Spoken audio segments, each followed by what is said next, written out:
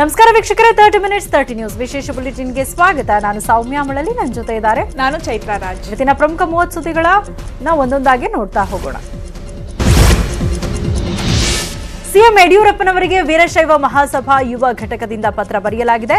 ನೀವು ನಮ್ಮ ಸಮುದಾಯದ ನಾಯಕರು, ಜೊತೆಗೆ ಸರ್ವ ಜನಾಂಗದ ನಾಯಕರು ಆಗಿದ್ದೀರಿ. ಆದರೆ ಬಹಳ ದಿನಗಳಿಂದ ನಮ್ಮದೊಂದು ಬೇಡಿಕೆ ಇದೆ.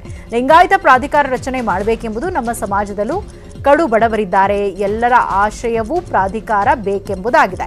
ನೀವು ಬೇರೆ ಸಮುದಾಯದ ಪ್ರಾಧಿಕಾರ ಮಾಡಿದ್ದೀರಿ, ಆದರೆ ನಮ್ಮ ಮನವಿಗೆ ನೀವು ಸ್ಪಂದಿಸ್ತಾ ಇಲ್ಲ. ಇದರಿಂದ ನಮಗೆ ಬಹಳ ಬೇಸರ ಆಗಿದೆ.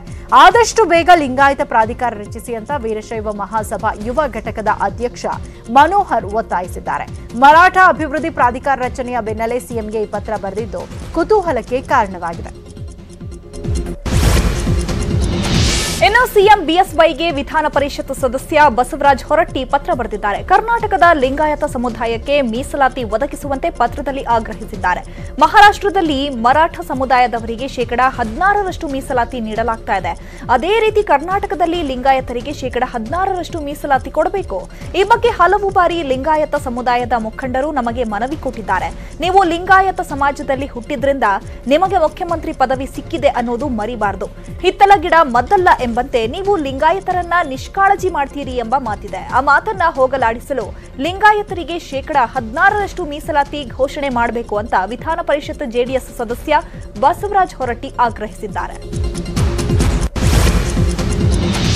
ಮರಾಠ ಅಭಿವೃದ್ಧಿ ಪ್ರಾಧಿಕಾರ ರಚನೆಗೆ ಮಾಜಿ ಸಂಸದ ಉಗ್ರಪ್ಪ ಆಕ್ಷೇಪವನ್ನು ವ್ಯಕ್ತಪಡಿಸಿದ್ದಾರೆ. ಸಿಎಂ ಯಡಿಯೂರಪ್ಪನವರಿಗೆ ಸಂವಿಧಾನದ ಬಗ್ಗೆ ಗೌರವವಿಲ್ಲ. ಬಜೆಟ್ ಮಂಡನೆ ಸಂದರ್ಭದಲ್ಲಿ ಘೋಷಣೆ ಮಾಡಬಹುದಾಗಿತ್ತು. ಇದೊಂದು ಚುನಾವಣಾ ಗಿಮಿಕ್. ಚುನಾವಣೆಗಾಗಿ ಮರಾಠ ಸಮುದಾಯದ ಓಲೈಕೆಗಾಗಿ ಘೋಷಣೆ ಮಾಡಲಾಗಿದೆ. ಇದು ರಾಜ್ಯದ ಜನರ ಭಾವನೆಗಳಿಗೆ ಧಕ್ಕೆ ತರುವ ವಿಚಾರವಾಗಿದೆ. ಸಿಎಂ ಬಿಎಸ್ವೈ ಅಧಿಕಾರಕ್ಕಾಗಿ ಏನ್ ಬೇಕಾದ್ರೂ ಮಾಡ್ತಾರೆ. ಚುನಾವಣೆ ದೃಷ್ಟಿಯಿಂದ ಬಿಜೆಪಿ ಸರ್ಕಾರ ಈ ರೀತಿ ತೀರ್ಮಾನವನ್ನ ಮಾಡಿದೆ ಅಂತ ಉಗ್ರಪ್ಪ ಆರೋಪ ಮಾಡಿದರು. ಸರ್ಕಾರದಿಂದ ಮರಾಠ ಓಲೈಕೆ ಮಾಡಿಲ್ಲ, ಕಾಂಗ್ರೆಸ್ ಸುಮ್ಮನೆ ಸುಳ್ಳು ಆರೋಪ ಮಾಡ್ತಾ ಇದೆ ಅಂತ ಮೈಸೂರಿನಲ್ಲಿ ಬಿಜೆಪಿ ಮುಖಂಡ ಗೋ ಮಧುಸೂದನ್ ಕಿಡಿಕಾರಿದ್ದಾರೆ. ಬಿಜೆಪಿ ಜಾತಿ ರಾಜಕಾರಣ ಎಂದೂ ಮಾಡಿಲ್ಲ. ಯಡಿಯೂರಪ್ಪನವರು ಅಭಿವೃದ್ಧಿ ರಾಜಕಾರಣ ಮಾಡ್ತಿದ್ದಾರೆ. ಮರಾಠ ಅಭಿವೃದ್ಧಿ ನಿಗಮದ ಬೇಡಿಕೆ ಬಹುದಿನದಿಂದ ಇದೆ. ರಾಜ್ಯದ ಎಲ್ಲಾ ಕಡೆ ಮರಾಠರು ಇದ್ದಾರೆ. ಅವರು ಹಿಂದುಳಿದ ವರ್ಗಕ್ಕೆ ಸೇರಿದವರು. ಹಾಗಾಗಿ ಮರಾಠ ಅಭಿವೃದ್ಧಿ ನಿಗಮ ಸ್ಥಾಪಿಸುತ್ತಿದ್ದಾರೆ ಅಂತ ಮೈಸೂರಿನಲ್ಲಿ ಗೋ ಮಧುಸೂದನ್ ಹೇಳಿದ್ದಾರೆ. ರಾಜ್ಯ ಸರ್ಕಾರದ ವಿರುದ್ಧ ಕನ್ನಡ ಪರ ಹೋರಾಟಗಾರ ಸಾರಾ ಗೋವಿಂದು ವಾಗ್ದಾಳಿಯನ್ನ ನಡೆಸಿದ್ದಾರೆ. ಸಾರಿಗೆ ನೌಕರಿಗೆ ಸಂಬಳ ಕೊಡಲು ಸರ್ಕಾರದ ಬಳಿ ದುಡ್ಡಿಲ್ಲ. ಆದರೆ ಮರಾಠಿ ಅಭಿವೃದ್ಧಿ ಪ್ರಾಧಿಕಾರ ರಚನೆಗೆ 50 ಕೋಟಿ ರೂಪಾಯಿ ಮೀಸಲಿಟ್ಟಿದ್ದಾರೆ. ಇದು ಎಷ್ಟು ಸರಿ? ಇದರ ಉದ್ದೇಶ ಏನು? ಬೆಳಗಾವಿ ಮಹಾರಾಷ್ಟ್ರಕ್ಕೆ ಸೇರಬೇಕು ಅಂತ ಇಲ್ಲಿರೋ ಮರಾಠಿಗರೇ ಹೋರಾಟ ಮಾಡ್ತಿದ್ದಾರೆ. ಅವರಿಗೆ ಯಾಕೆ 50 ಕೋಟಿ? ನಾಳೆ ತಮಿಳು ಭಾಷಿಗರು ಕೇಳಿದ್ರೆ ಕೊಡ್ತೀರಾ? ಎಲ್ಲಾ ಭಾಷಿಗರು ಒಂದೊಂದು ಪ್ರಾಧಿಕಾರ ಕೇಳಿದ್ರೆ ಮಾಡ್ಕೊಡೋದಕ್ಕೆ ಸರ್ಕಾರ ಸಿದ್ಧ ಇದೆಯಾ? ಸರ್ಕಾರ ಕೂಡಲೇ ಮರಾಠಿ ಅಭಿವೃದ್ಧಿ ಪ್ರಾಧಿಕಾರ ರಚನೆಯನ್ನ ಹಿಂಪಡಿಬೇಕು ಅಂತ ಸಾರಾ ಗೋವಿಂದು ಆಗ್ರಹ ಮಾಡಿದರು. ರಾಜ್ಯ ಸರ್ಕಾರ ಮರಾಠ ಪ್ರಾಧಿಕಾರ ರಚನೆಗೆ 50 ಕೋಟಿ ಮೀಸಲಿಟ್ಟಿರುವುದಕ್ಕೆ ಕನ್ನಡಪರ ಸಂಘಟನೆಗಳು ಆಕ್ರೋಶ ವ್ಯಕ್ತಪಡಿಸಿವೆ. ಬೀದರ್ ಜಿಲ್ಲೆಯಲ್ಲಿ ಭೀಕರ ಪ್ರವಾಹ ಉಂಟಾಗಿತ್ತು. ಜಿಲ್ಲೆಯ ನೆರೆ ಸಂತ್ರಸ್ತರಿಗೆ ಸರ್ಕಾರ ಇನ್ನೂ ಸಹ ಪರಿಹಾರ ಕೊಟ್ಟಿಲ್ಲ. ಅಲ್ಲದೆ ಕಾರಂಜ ಜಲಾಶಯ ಸಂತ್ರಸ್ತರು 50 ವರ್ಷಗಳಿಂದ ಪರಿಹಾರಕ್ಕಾಗಿ ಹೋರಾಡುತ್ತಿದ್ದಾರೆ. ಅವರಿಗಿನ್ನೂ ಪರಿಹಾರ ಸಿಕ್ಕಿಲ್ಲ. ಆದರೆ ಬಸವ ಕಲ್ಯಾಣ ಉಪಚುನಾವಣೆ ದೃಷ್ಟಿಯಿಂದ ಮರಾಠ ಪ್ರಾಧಿಕಾರಕ್ಕೆ 50 ಕೋಟಿ ಮೀಸಲಿಟ್ಟಿದೆ ಅಂತ ಕನ್ನಡಪರ ಸಂಘಟನೆಗಳು ತಮ್ಮ ಆಕ್ರೋಶವನ್ನು ವ್ಯಕ್ತಪಡಿಸಿದ್ದಾರೆ. ರಾಜ್ಯದಲ್ಲಿ ಮರಾಠ ಪ್ರಾಧಿಕಾರ ಸ್ಥಾಪನೆಗೆ ಸರ್ಕಾರ ಮುಂದಾಗಿರುವುದನ್ನು ಖಂಡಿಸಿ ಕನ್ನಡಪರ ಸಂಘಟನೆಗಳು ವಿರೋಧ ವ್ಯಕ್ತಪಡಿಸಿವೆ. ಕನ್ನಡಪರ ಹೋರಾಟಗಾರ ವಾಟಾಳ್ ನಾಗರಾಜ್ ಸೇರಿದಂತೆ ಹಲವರು ವಿರೋಧಿಸಿದ್ದಾರೆ. ಮರಾಠಿ ಪ್ರಾಧಿಕಾರ ರಚನೆಯಿಂದ ಕನ್ನಡಿಗರಿಗೆ ಅನ್ಯಾಯ ಮಾಡಲಾಗಿದೆ. ಈ ಕೂಡಲೇ ಯಡಿಯೂರಪ್ಪ ರಾಜೀನಾಮೆ ಕೊಡಬೇಕು ಅಂತ ಆಗ್ರಹ ಮಾಡಿದ್ದಾರೆ. ಮರಾಠಿ ಪ್ರಾಧಿಕಾರ ರಚನೆಯಿಂದ ಭಾರಿ ಪಿತೂರಿ ಮಾಡಲಾಗ್ತಾ ಇದೆ. ಇಡೀ ಸಮಗ್ರ ಕರ್ನಾಟಕದ ಕನ್ನಡಿಗರು ಬೀದಿಗೆ ಬರಲೇಬೇಕು. ನಾವಂತೂ ಜೈಲಿಗೆ ಹೋಗೋದಕ್ಕೂ ಸಿದ್ಧ. ಹೋರಾಟ ತೀವ್ರ, ಅನಿವಾರ್ಯ ಮಾಡಲೇಬೇಕು ಅಂತ ಕನ್ನಡಪರ ಹೋರಾಟಗಾರರು ಒತ್ತಾಯಿಸಿದ್ದಾರೆ. ಬಸವ ಕಲ್ಯಾಣ ಚುನಾವಣೆಗೆ ಘೋಷಣೆಗೂ ಮುನ್ನವೇ ಬಿಜೆಪಿ ಮರಾಠ ಮತಗಳನ್ನು ಸೆಳೆಯಲು ಪ್ಲಾನ್ ಮಾಡಿದೆ. ಮರಾಠ ಕಲ್ಯಾಣ ಅಭಿವೃದ್ಧಿ ಪ್ರಾಧಿಕಾರ ಸ್ಥಾಪನೆಗೆ ಸಿಎಂ 50 ಕೋಟಿ ಮೀಸಲಿಟ್ಟಿದ್ದಾರೆ. ಬಸವ ಕಲ್ಯಾಣದಲ್ಲಿ ಮರಾಠ ಸಮುದಾಯದ 50,000 ಮತಗಳಿವೆ. ಚುನಾವಣೆ ಗೆಲ್ಲಲು ಮರಾಠ ಸಮುದಾಯದ ಮತಗಳು ನಿರ್ಣಾಯಕ. ಹೀಗಾಗಿ ಮೊನ್ನೆ ಬಸವ ಕಲ್ಯಾಣಕ್ಕೆ ಸಿಎಂ ಪುತ್ರ ಬಿವೈ ವಿಜಯೇಂದ್ರ ಭೇಟಿ ನೀಡಿದ ವೇಳೆ ಸ್ಥಳೀಯ ಮರಾಠ ಸಮುದಾಯದವರೊಂದಿಗೆ ಪ್ರತ್ಯೇಕ ಸಭೆ ನಡೆಸಿದ್ದಾರೆ. ಆ ವೇಳೆ ಮರಾಠ ಅಭಿವೃದ್ಧಿ ಪ್ರಾಧಿಕಾರ ಸ್ಥಾಪಿಸುವಂತೆ ಮನವಿ ಮಾಡಿದರು. ಶೀಘ್ರವೇ ಕಲ್ಯಾಣದ ಮರಾಠ ಸಮುದಾಯದವರ ಬೇಡಿಕೆ ಈಡೇರಿಸಲಾಗುವುದು ಅಂತ ವಿಜಯೇಂದ್ರ ಆಶ್ವಾಸನೆಯನ್ನ ಕೊಟ್ಟಿದ್ರು. ಭರವಸೆ ನೀಡಿದ ಒಂದೇ ದಿನದಲ್ಲಿ ಸಿಎಂ ಮರಾಠಿ ಅಭಿವೃದ್ಧಿ ಪ್ರಾಧಿಕಾರಕ್ಕೆ 50 ಕೋಟಿ ಮೀಸಲಿಟ್ಟಿದ್ದಾರೆ. ಸಿಎಂ ಯಡಿಯೂರಪ್ಪಗೆ ಸಚಿವ ಸಂಪುಟ ಪುನರ್ರಚನೆ ಟೆನ್ಷನ್ ಶುರುವಾಗಿದೆ. ಸಂಪುಟ ಪುನರ್ರಚನೆಗೆ ಗ್ರೀನ್ ಸಿಗ್ನಲ್ ಪಡೆಯೋಕೆ ಹೈಕಮಾಂಡ್ ಭೇಟಿಯಾಗಲು ಇನ್ನೂ ಸಾಧ್ಯವಾಗಿಲ್ಲ.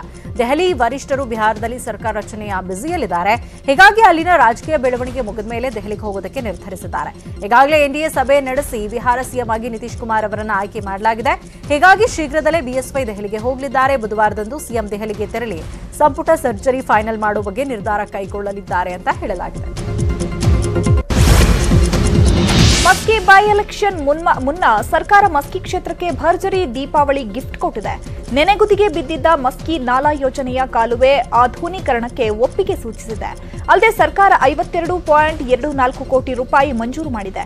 ನಿನ್ನೆ ನಡೆದ ಸಚಿವ ಸಂಪುಟದ ಸಭೆಯಲ್ಲಿ ನಾಲೆಗಳ ಆಧುನೀಕರಣಕ್ಕೆ ಅನುದಾನ ಬಿಡುಗಡೆ ಮಾಡಲು ಆರ್ಥಿಕ ಇಲಾಖೆಗೆ ಒಪ್ಪಿಗೆ ಸೂಚಿಸಿದೆ. ಸರ್ಕಾರ ಅನುದಾನ ಬಿಡುಗಡೆ ಮಾಡಿದ್ದಕ್ಕೆ ಪ್ರತಾಪ್ ಗೌಡ ಧನ್ಯವಾದ ತಿಳಿಸಿದ್ದಾರೆ. ಸಿಲಿಕಾನ್ ಸಿಟಿ ಬೆಂಗಳೂರಲ್ಲಿ ಸಂಜೆಯಾಗ್ತಿದ್ದಂತೆ ಭಾರಿ ಮಳೆಯಾಗ್ತಾ ಇದೆ. ಕಳೆದ 2 ದಿನದಿಂದ ಬೆಂಗಳೂರಲ್ಲಿ ಮಳೆಯಾಗ್ತಾ ಇದ್ದು ದೀಪಾವಳಿ ಸಂಭ್ರಮಕ್ಕೆ ವೀಕೆಂಡ್ ಔಟಿಂಗ್ ಶಾಪಿಂಗ್ ಹೋಗ್ತಾ ಇದ್ದ ಜನರಿಗೆ ಮಳೆರಾಯ ಬ್ರೇಕ್ ಹಾಕಿದ್ದಾರೆ. Majestic, MG road, Shivajinagar, KR market, Yeshwantpur, Vijayanagar, Mahalakshmi layout ಸೇರಿದಂತೆ ನಗರದ ಹಲವೆಡೆ ಮಳೆ ಸುರಿತಾ ಇದೆ. ಮಳೆಯಿಂದಾಗಿ ಟ್ರಾಫಿಕ್ ಜಾಮ್ ಉಂಟಾಗಿದ್ದು ವಾಹನ ಸವಾರರು ಪರದಾಡಿದ್ರು. ಇನ್ನು 2-3 ದಿನಗಳ ಕಾಲ ಬೆಂಗಳೂರಲ್ಲಿ ಮಳೆಯಾಗುವ ಸಾಧ್ಯತೆ ಇದೆ. ರಾಜ್ಯದಲ್ಲಿ ಮುಂದಿನ 4 ದಿನಗಳ ಕಾಲ ಭಾರೀ ಮಳೆಯಾಗಲಿದೆ ಅಂತ ಹವಾಮಾನ ಇಲಾಖೆ ಮುನ್ಸೂಚನೆ ಕೊಟ್ಟಿದೆ. ವಿಭಾಗದ ನಿರ್ದೇಶಕ ಚನ್ನಬಸಪ್ಪ ಅವರು ಮಾಹಿತಿಯನ್ನು ಕೊಟ್ಟಿದ್ದಾರೆ. ದಕ್ಷಿಣ ಒಳನಾಡಿನಲ್ಲಿ ಗುಡುಗು ಮಿಂಚು ಸಹಿತ ಮಳೆಯಾದರೆ ಕರಾವಳಿ ಹಾಗೂ ಉತ್ತರ ಒಳನಾಡಿನಲ್ಲಿ ಒಣಹವೆ ಮುಂದುವರಿಯಲಿದೆ. ಇನ್ನು ಪೆಸಿಫಿಕ್ ಮಹಾಸಾಗರದಲ್ಲಿ ಲಾನಿನ ಪರಿಣಾಮದಿಂದ ಚಳಿಯೂ ಹೆಚ್ಚಾಗುವ ಸಾಧ್ಯತೆ ಇದೆ. ಮುಂದಿನ 4 ದಿನ ಭಾರೀ ಮಳೆಯಾಗಲಿದ್ದು ಜನರು ಎಚ್ಚರಿಕೆಯಿಂದ ಇರುವಂತೆ ಹವಾಮಾನ ಇಲಾಖೆ ಮುನ್ಸೂಚನೆ ಕೊಟ್ಟಿದೆ. ಬೆಂಗಳೂರಿನಲ್ಲಿ ಮಹಿಳೆಯೊಬ್ಬರನ್ನ ಭೀಕರವಾಗಿ ಕತ್ಕೊಯ್ದು ಹತ್ಯೆ ಮಾಡಲಾಗಿದೆ. ಟಿನ್ ಫ್ಯಾಕ್ಟರಿ ಬಳಿಯ ಅಪಾರ್ಟ್ಮೆಂಟ್ನಲ್ಲಿ ಈ ಘಟನೆ ನಡೆದಿದೆ. ವಿಜಯ್ ಕುಮಾರ್ ಎಂಬಾತ ತನ್ನ ಪತ್ನಿಯನ್ನ ಅತ್ತಿಗೆಯನ್ನೇ ಕತ್ತು ಕೊಯ್ದು ಹತ್ಯೆ ಮಾಡಿದ್ದಾನೆ. ವಿಜಯ್ ಕುಮಾರ್ ಎಂಬಾತ ತನ್ನ ಪತ್ನಿಗೆ ಕಿರುಕುಳ ನೀಡ್ತಾ ಇದ್ದ. ಈ ಸಂಬಂಧ ಬಸವನಗುಡಿ ಮಹಿಳಾ ಠಾಣೆಯಲ್ಲಿ ವಿಜಯ್ ಕುಮಾರ್ ವಿರುದ್ಧ ದೂರು ದಾಖಲಾಗಿತ್ತು. ಕೇಸ್ ಸಂಬಂಧ ರಾಜಿ ಮಾಡಿಕೊಳ್ಳಲು ವಿಜಯ್ ತನ್ನ ಪತ್ನಿಯ ಅಣ್ಣ ಹಾಗೂ ಅತ್ತಿಗೆಗೆ ಪೀಡಿಸ್ತಾ ಇದ್ದ. ಇಂದು ಪತ್ನಿಯ ಅತ್ತಿಗೆ ಲಾವಣ್ಯ ಮನೆಗೆ ಮಾತುಕತೆಗೆಂದು ಬಂದಿದ್ದ. ಈ ವೇಳೆ ಲಾವಣ್ಯ ಮೇಲೆ ಚಾಕುವಿನಿಂದ ಹಲ್ಲೆ ನಡೆಸಿ ಕೊಲೆ ಮಾಡಿದ್ದಾನೆ. ಬಳಿಕ ತಾನೂ ಚಾಕುವಿನಿಂದ ಇರ್ಕೊಂಡು ಆತ್ಮಹತ್ಯೆಗೆ ಯತ್ನಿಸಿದ್ದಾನೆ. ತೀವ್ರ ರಕ್ತಸ್ರಾವದಿಂದ ಒದ್ದಾಡ್ತಾ ಇದ್ದ ವಿಜಯ್ ಕುಮಾರ್ನನ್ನ ಆಸ್ಪತ್ರೆಗೆ ದಾಖಲಿಸಿ ಚಿಕಿತ್ಸೆಯನ್ನು ಕೊಡಿಸಲಾಗ್ತಾ ಇದೆ. ರಾಮಮೂರ್ತಿ ನಗರ ಪೊಲೀಸ್ ಠಾಣೆಯಲ್ಲಿ ಪ್ರಕರಣ ದಾಖಲಾಗಿದೆ. ದೀಪಾವಳಿ ಹಬ್ಬದಂದೇ ಬೆಳಗಾವಿಯಲ್ಲಿ ಭೀಕರ ಆಕ್ಸಿಡೆಂಟ್ ಆಗಿದೆ. ಕಾರು ಟಾಟಾ ಏಸ್ ಮುಖಾಮುಖಿ ಡಿಕ್ಕಿ ಹೊಡೆದಿದ್ದು ಕಾರಿನಲ್ಲಿದ್ದ 4 ಸ್ಥಳದಲ್ಲೇ ಸಾವನ್ನಪ್ಪಿದ್ದಾರೆ. ಗೋಕಾಕ್ ತಾಲೂಕಿನ ಮಮದಾಪುರ ಕ್ರಾಸ್ ಬಳಿ ಅಪಘಾತ ಸಂಭವಿಸಿದೆ. 4 ವರ್ಷದ ಹೆಣ್ಣು ಮಗು, 2 ಮಹಿಳೆಯರು, ಓರ್ವ ಯುವಕ ಸ್ಥಳದಲ್ಲಿ ಸಾವನ್ನಪ್ಪಿದ್ದಾರೆ. ಮೃತರೆಲ್ಲರೂ ಮುರಕಟ್ನಾಳ್ ಗ್ರಾಮದ ನಿವಾಸಿಗಳಾಗಿದ್ದಾರೆ. ಗೋಕಾಕ್ ಗ್ರಾಮೀಣ ಪೊಲೀಸ್ ಠಾಣೆಯಲ್ಲಿ ಪ್ರಕರಣ ದಾಖಲಾಗಿದೆ. ಮೈಸೂರಲ್ಲಿ ಪ್ರೇಮ ವೈಫಲ್ಯದಿಂದಾಗಿ ಯುವಕನೊಬ್ಬ ಯುವತಿಗೆ ಚೂರಿ ಇರಿದ ಘಟನೆ ನಡೆದಿದೆ. ಕೆಆರ್ ಮೊಹಲ್ಲಾದ ದಿವಾನ್ಸ್ ರಸ್ತೆಯಲ್ಲಿ ಈ ಘಟನೆ ನಡೆದಿದೆ. 19 ವರ್ಷದ ಯುವತಿ ಅಶ್ವಿನಿ ಎಂಬುವರು ಮನೆ ಮುಂದೆ ನಿಂತಿದ್ದಾಗ ಗಗನ್ ಅಲಿಯಾಸ್ ಕೆಂಚಾ ಎಂಬಾತ ಯುವತಿಗೆ ಚೂರಿಯಿಂದ ಇರಿದಿದ್ದಾನೆ. ಚಾಕು ಇರಿತಕ್ಕೊಳಗಾದ ಯುವತಿ ಅಶ್ವಿನಿಯನ್ನ ಖಾಸಗಿ ಆಸ್ಪತ್ರೆಗೆ ದಾಖಲಿಸಲಾಗಿದೆ. ಘಟನೆ ಬಳಿಕ ಆರೋಪಿ ಗಗನ್ ಲಕ್ಷ್ಮೀಪುರಂ ಪೊಲೀಸ್ ಠಾಣೆಗೆ ಬಂದು ಶರಣಾಗಿದ್ದಾನೆ. 5 ವರ್ಷದಿಂದ ಅಶ್ವಿನಿಯನ್ನ ಗಗನ್ ಲವ್ ಮಾಡ್ತಾ ಇದ್ದ ಎನ್ನಲಾಗಿದೆ. ಯುವತಿಗೆ 18 ವರ್ಷ ತುಂಬಿದ ಮೇಲೆ ಮದುವೆ ಪ್ರಸ್ತಾಪಕ್ಕೆ ಆರೋಪಿ ಕಾಯ್ತಾ ಇದ್ದ. ಆದ್ರೆ ನೀನು ಡ್ರೈವರ್, ನಿನ್ನ ಮದುವೆ ಆಗಲ್ಲ ಅಂತ ಅಶ್ವಿನಿ ಹೇಳಿದ್ಲಂತೆ. ಹೀಗಾಗಿ ಬೇಸರಗೊಂಡು ಅಶ್ವಿನಿಗೆ ಚಾಕುವಿನಿಂದ ಇರಿದಿದ್ದಾರೆ. ಬಳಿಕ ಠಾಣೆಗೆ ಬಂದು ಶರಣಾಗಿದ್ದಾರೆ. ಮೈಸೂರಲ್ಲಿ ದೀಪಾವಳಿ ಅಮಾವಾಸ್ಯೆಯಂದೇ ಬೆಂಕಿ ಧಗಧಗಿಸಿದೆ. ಖಾಲಿ ಆಯಿಲ್ ಡಬ್ಬಗಳನ್ನು ಸಂಗ್ರಹಿಸಿ ಇಟ್ಟಿದ್ದ ಮಳಿಗೆಗೆ ಬೆಂಕಿ ಬಿದ್ದಿದೆ. ಮೈಸೂರಿನ 5 ಲೈಟ್ ಸರ್ಕಲ್ ಬಳಿ ಈ ಘಟನೆ ನಡೆದಿದೆ. ಬೆಂಕಿಯ ರುದ್ರ ನರ್ತನ ಕಂಡು ಸ್ಥಳೀಯ ನಿವಾಸಿಗಳು ಬೆಚ್ಚಿ ಬಿದ್ದಿದ್ದಾರೆ. ವಿಷಯ ತಿಳಿತಾ ಇದ್ದಂತೆ ಸ್ಥಳಕ್ಕೆ ಆಗಮಿಸಿದ ಅಗ್ನಿಶಾಮಕ ಸಿಬ್ಬಂದಿ ಬೆಂಕಿ ನಂದಿಸುವಲ್ಲಿ ಯಶಸ್ವಿಯಾಗಿದ್ದಾರೆ.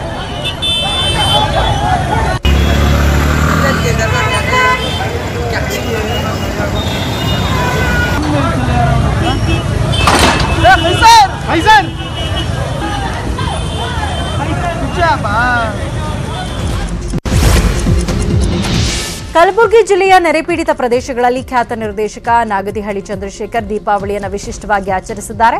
ಜೇವರ್ಗಿ ತಾಲೂಕಿನ ಇಟಗೆ ಗ್ರಾಮದಲ್ಲಿ ನೆರೆ ಸಂತ್ರಸ್ತರೊಂದಿಗೆ ನಾಗತಿಹಳ್ಳಿ ಬೆಳಕಿನ ಹಬ್ಬ ಆಚರಿಸಿದ್ರು. ಇಡೀ ಗ್ರಾಮಕ್ಕೆ ದವಸ ಧಾನ್ಯ ವಿತರಿಸಿದ್ರು. ಅಭಿವ್ಯಕ್ತಿ ಸಾಂಸ್ಕೃತಿಕ ವೇದಿಕೆ, ಟೆಂಟ್, ಸಿನಿಮಾ ಶಾಲೆಗಳ ವತಿಯಿಂದ ವಿತರಣೆ ಮಾಡಲಾಯಿತು. ಅಕ್ಕಿ, ಬೇಳೆ, ಸಕ್ಕರೆ, ಉಪ್ಪು, ಅಡುಗೆ ಎಣ್ಣೆ ವಿತರಿಸಿ ನಿಮ್ಮ ಬದುಕಲ್ಲಿ ದೀಪ ಬೆಳಗಲಿ ಅಂತ ನಾಗತಿಹಳ್ಳಿ ಚಂದ್ರಶೇಖರ್ ಹಾರೈಸಿದರು.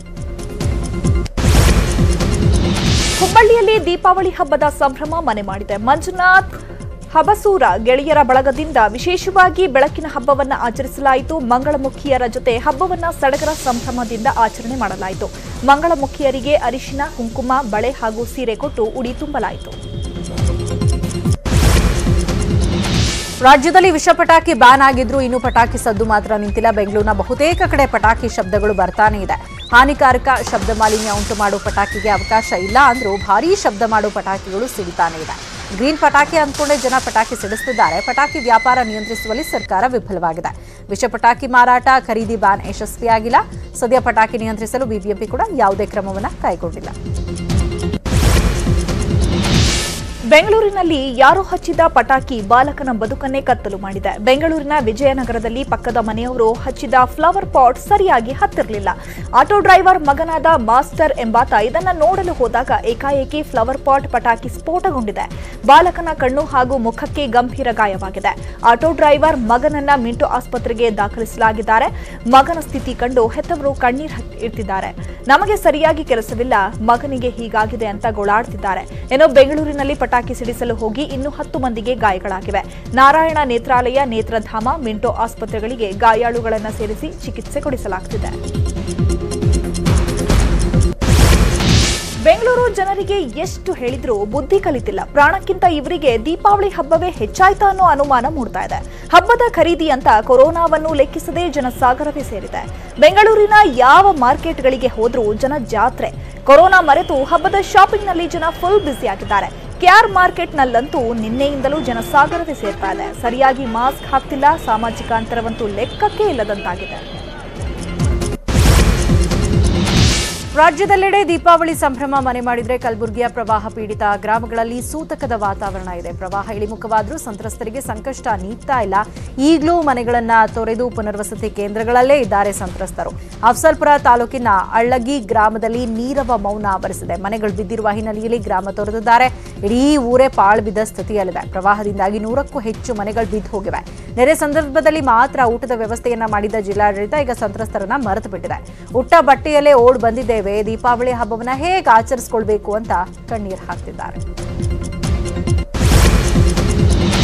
ದೀಪಾವಳಿ ಹಿನ್ನೆಲೆಯಲ್ಲಿ ಮೈಸೂರಿನಲ್ಲೂ ಹಬ್ಬದ ಖರೀದಿ ಜೋರಾಗಿದೆ. ಇಂದು ಕೂಡ ಮೈಸೂರಿನ ಮಾರುಕಟ್ಟೆಗಳು ಜನರಿಂದ ತುಂಬಿ ತುಳುಕ್ತಾ ಇದ್ವು. ಹೂವು ಹಣ್ಣು ಖರೀದಿಗೆ ಜನ ಮುಗಿಬಿದ್ದಿದ್ರು. ಸಯ್ಯಾಜಿರಾವ್ ರಸ್ತೆಯಲ್ಲಿ ಹೂವಿನ ವ್ಯಾಪಾರ ಮಾಡಲಾಗ್ತಾ ಇದೆ. ಪಾಲಿಕೆ ಇಲ್ಲಿ ಹೂವಿನ ವ್ಯಾಪಾರಕ್ಕೆ ತಾತ್ಕಾಲಿಕ ಅವಕಾಶ ಕಲ್ಪಿಸಿಕೊಟ್ಟಿದೆ. ಹೀಗಾಗಿ ನೂರಾರು ಸಂಖ್ಯೆಯಲ್ಲಿ ಜನ ಆಗಮಿಸಿದ್ದಾರೆ. ಆದರೆ ಇಲ್ಲಿ ವ್ಯಾಪಾರಸ್ಥರು ಮಾಸ್ಕ್ ಹಾಕಿಲ್ಲ, ಗ್ರಾಹಕರು ಮಾಸ್ಕ್ ಹಾಕದೆ ಖರೀದಿಯಲ್ಲಿ ಬ್ಯುಸಿಯಾಗಿದ್ದಾರೆ. ಬಾಗಲಕೋಟೆ ಕೆರೂರಿನಲ್ಲಿ ದೀಪಾವಳಿ ಹಬ್ಬದ ಖರೀದಿ ಜೋರಾಗಿದೆ. ಹೆದ್ದಾರಿಯ ಅಕ್ಕಪಕ್ಕದಲ್ಲೇ ವ್ಯಾಪಾರಸ್ಥರು ಹೂವು ಹಣ್ಣು ತರಕಾರಿಯನ್ನು ಮಾರುತ್ತಿದ್ದಾರೆ. ಭಾರೀ ವಾಹನಗಳ ಓಡಾಟದ ನಡುವೆಯೂ ಜನ ಹಬ್ಬದ ಖರೀದಿಯಲ್ಲಿ ತೊಡಗಿದ್ದಾರೆ. ಮತ್ತೊಂದು ಕಡೆ ಜನ ಕೊರೋನಾ ನಿಯಮವನ್ನ ಗಾಳಿಗೆ ತೂರಿ ವ್ಯಾಪಾರ ನಡೆಸುತ್ತಿದ್ದಾರೆ. ಎಷ್ಟೋ ಜನ ಮಾಸ್ಕ್ ಹಾಕದೆ ಮಾರ್ಕೆಟ್ಗೆ ಬಂದಿದ್ದಾರೆ. ಇನ್ನು ಹೆದ್ದಾರಿಯಲ್ಲಿ ಭಾರೀ ವಾಹನಗಳು ಓಡಾಡ್ತಾ ಇದ್ರು. ಜನ ನಿರ್ಲಕ್ಷ್ಯದಿಂದ ರಸ್ತೆ ತುಂಬೆಲ್ಲ ಓಡಾಡಿದ್ದಾರೆ.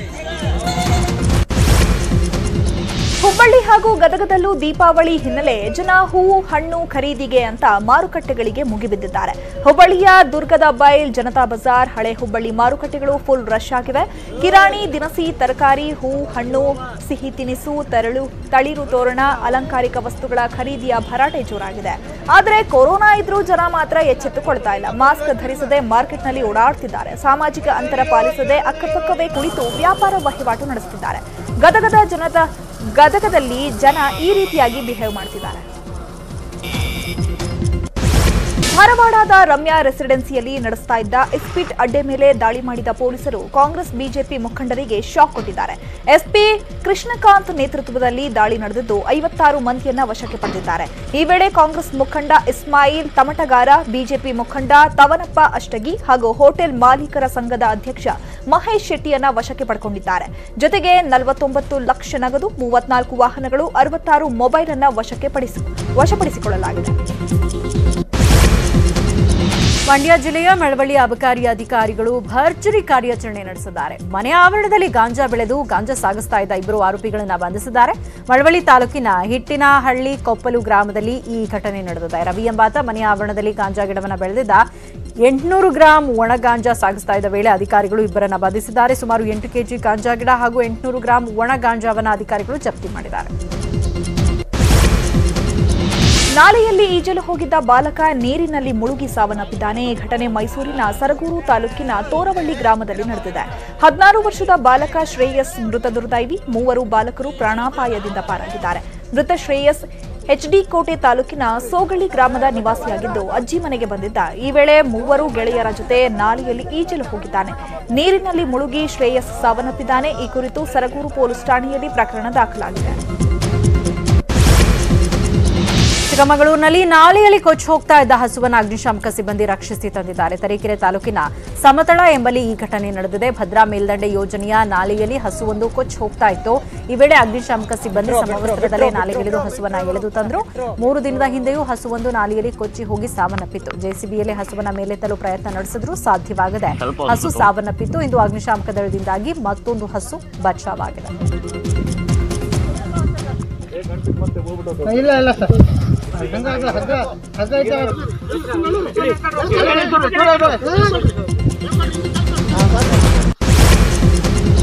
ಬಿಹಾರದಲ್ಲಿ 6ನೇ ಬಾರಿ ಸಿಎಂ ಆಗಿ ನಿತೀಶ್ ಕುಮಾರ್ ಮತ್ತೆ ಪಟ್ಟಕ್ಕೇರಲಿದ್ದಾರೆ. ಎನ್ಡಿಎ ಜೊತೆ ಮೈತ್ರಿ ಮಾಡಿಕೊಂಡಿರೋ ನಿತೀಶ್ ಕುಮಾರ್ ನಾಳೆ ಅಧಿಕಾರ ಸ್ವೀಕರಿಸಲಿದ್ದಾರೆ. ಈ ಮೂಲಕ ಬಿಹಾರದ 23ನೇ ಸಿಎಂ ಆಗಿ ನಿತೀಶ್ ಪದಗ್ರಹಣ ನಡೆಯಲಿದೆ. ಬಿಜೆಪಿಯ ಸುಶೀಲ್ ಮೋದಿ ಉಪಮುಖ್ಯಮಂತ್ರಿಯಾಗಿ ಮತ್ತೆ ಮುಂದುವರಿಯಲಿದ್ದಾರೆ. ಮಧ್ಯಾಹ್ನ 12:30 ಸುಮಾರಿಗೆ ನಡೆದ ಎನ್ಡಿಎ ಸಭೆಯಲ್ಲಿ ನಿತೀಶ್ ಕುಮಾರ್ನನ್ನ ಸರ್ವಾನುಮತದಿಂದ ಸಿಎಂ ಆಗಿ ಆಯ್ಕೆ ಮಾಡಲಾಗಿದೆ. ಇದಿಷ್ಟು ಸದ್ಯದ ನ್ಯೂಸ್ ಅಪ್ಡೇಟ್ಸ್. ನೋಡ್ತಾ ಇರಿ ನ್ಯೂಸ್ 18 ಕನ್ನಡ. ಜಾಲ ನಮ್ಮದು, ಬಲ ನಿಮ್ಮದು.